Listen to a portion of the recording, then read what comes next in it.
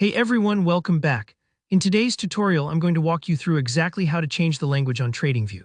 Whether you're new to the platform or you just want TradingView to feel a bit more comfortable in your own language, by the end of this video, you'll know exactly how to make that adjustment, and you'll see just how simple it is. Let's jump right in. So first, you need to head over to TradingView. If you already have it open in your browser, perfect, but if not, just type TradingView.com into your address bar and hit enter. TradingView might look a little overwhelming at first if you're new, with all the charts and tools, but don't worry, we're just focusing on the basic dashboard for now.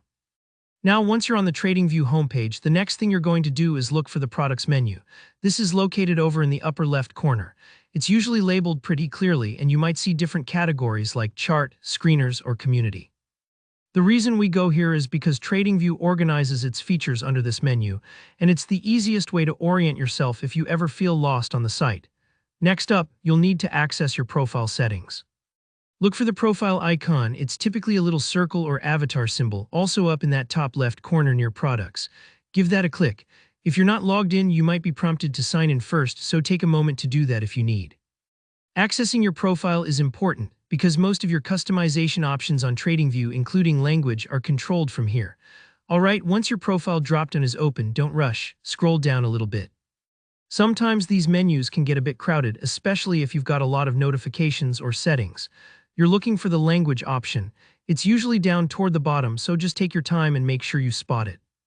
Selecting the right setting here is what will actually let you switch TradingView into another language, whether that's Spanish, German, French, or dozens of others the platform supports. When you click on language, you'll see a list of available languages pop up. Each option represents a fully localized version of TradingView, so when you switch, it's not just the menus, but also tooltips and lots of interface details that will appear in your chosen language. This is great if you're collaborating with friends from around the world, or just if you feel more at home using software in your native tongue.